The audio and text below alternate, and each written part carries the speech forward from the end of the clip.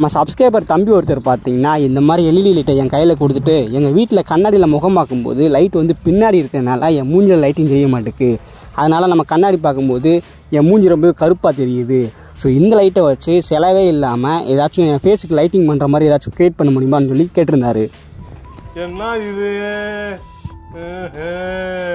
நம்மளை நம்பி வந்தவங்கள நம்ம வெறுங்கையோடு அனுப்பியிருக்கோமா, அதனால் நீ வெயிட் பண்ணுறா தம்பி, நான் பொருளோட வரேன் அப்படின்னு சொல்லிட்டு இந்த லைட்டை வச்சு கம்மியான பவரில் செலவே இல்லாமல் நம்ம வந்து ஃபேஸ் லைட்டிங் தயாரிக்க போகிறோம்.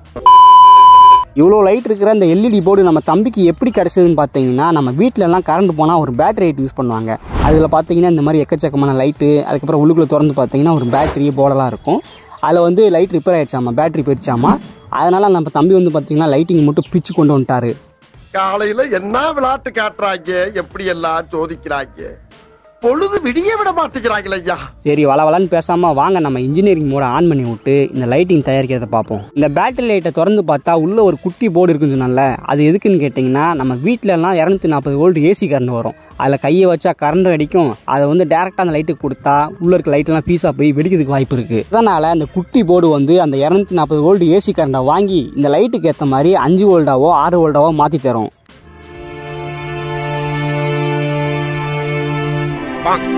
ஆக அந்த குட்டி போர்டு தான் இங்கே மெயின் ரோல் ப்ளே பண்ணுது.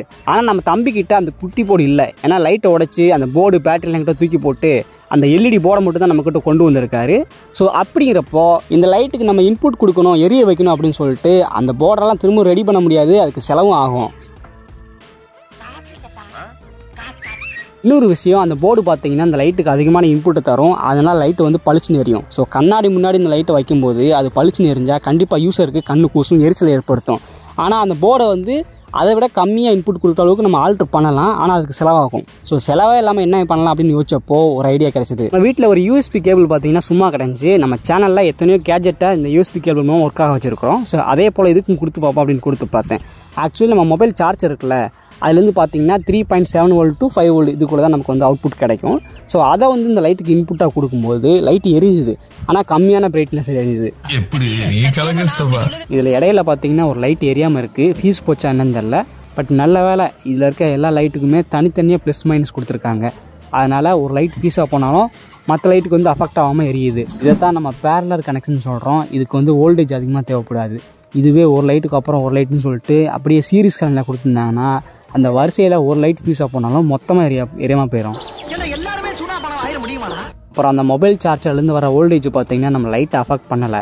ஒரு வேளை வோல்டேஜ் அதிகமாக வந்து லைட்லாம் ரொம்பவே பளிச்சு நெறிஞ்சு சூடாச்சு அப்படின்னா எப்படி அந்த ஒரு லைட் ஃபீஸாக போச்சு, அதே போல் இதில் இருக்க எல்லா லைட்டுமே ஃபீஸாக போயிடும். ஸோ இதை தடுக்கிறதுக்கு தான் ரெசிஸ்டர் யூஸ் பண்ணுவாங்க. பட் நம்மளோட இந்த ப்ராஜெக்டில் பார்த்தீங்கன்னா வோல்டேஜ் ரொம்பவே கம்மியாக இருக்குது. அதனால் ரெசிஸ்டர் போட தேவையில்லை. ஸோ அடுத்து ஏதாச்சும் ஒரு வீடியோவில் வந்து இந்த மாதிரி வோல்டேஜ் அதிகமாக வந்துச்சு, அதை ரெசிஸ்டர் கண்ட்ரோல் பண்ணணும், எந்த டைப்பில் எந்த ரேஞ்சில் ரெசிஸ்டர் போடலாம், சாரி அந்த வார்த்தை வர மாட்டேங்குது ரெசிஸ்டர்ன்ட்டு. ஸோ எந்த டைப்பில் வந்துட்டு இந்த ரேஞ்சில் வந்து ரெசிஸ்டர் போடலாம் அப்படின்னு சொல்லிட்டு ஒரு எக்ஸ்ப்ளனேஷன் வீடியோ நம்ம அடுத்தது பார்க்கலாம். என்ன இன்னைக்கு ரொம்ப ஜாம் ஆகுது. அதுக்கப்புறம் யூஎஸ்பி கேபிள்லேருந்து வர ப்ளஸ் மைனஸ் வேறு வந்து இந்த லைட்டோட ப்ளஸ் மைனஸில் சால்ட்ரிங் பண்ணிட்டேன். ஸோ சில பேர் கேட்டிருந்தாங்க எப்படி ஒரு சால்ட்ரிங் பண்ணுறதுன்ட்டு. ஸோ ஒவ்வொருத்தவங்க வந்து ஒவ்வொரு ஸ்டைலில் பண்ணுவாங்க. நான் பார்த்தீங்கன்னா சால்ட்ரிங் மிஷின் ஆன் பண்ணி விட்டு ஒரு 2 நிமிஷம் கழித்து பார்த்தீங்கன்னா அந்த வயருக்கும் எந்த இடத்துல சால்ட்ரிங் பண்ண போகிறோமோ 2 இடத்துலையும் வந்து ஒரு கம்மு மாதிரி இருக்கும் பசை, அதை வந்து தடவிட்டு அதுக்கப்புறம் சால்ட்ரிங் மிஷினில் அந்த ஈயத்தை வந்து கொஞ்சம் அதிகமாகவே கரைச்சிட்டு அதை அப்படியே வந்து இந்த மாதிரி சால்ட்ரிங் பண்ணுவேன். ஸோ நிறைய பேர் நிறைய மெத்தடில் பண்ணுவாங்க. எனக்கு இது கன்வீனியண்ட்டாக இருக்கும். ஸோ பேட்டர்ன் வந்து இதுதான், நம்ம எதை நம்ம சால்ட்ரிங் பண்ண போகிறோமோ அதில் வந்து கம்மை தடவிட்டு அதுக்கப்புறம் ஈயத்தை காய்ச்சி இந்த மாதிரி சால்ட்ரிங் பண்ண வேண்டியதான்.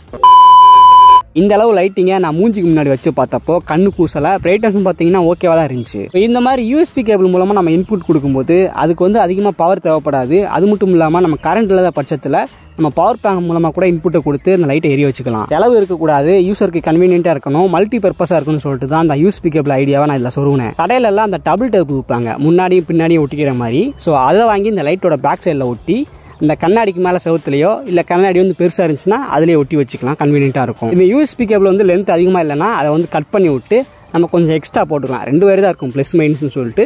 அதனால் கொஞ்சம் எக்ஸ்ட்ரா வயரை போட்டு விட்டு அதை வந்து நம்ம அந்த அடாப்டரில் மாட்டுற மாதிரி நம்ம செட் பண்ணி வச்சுக்கலாம்.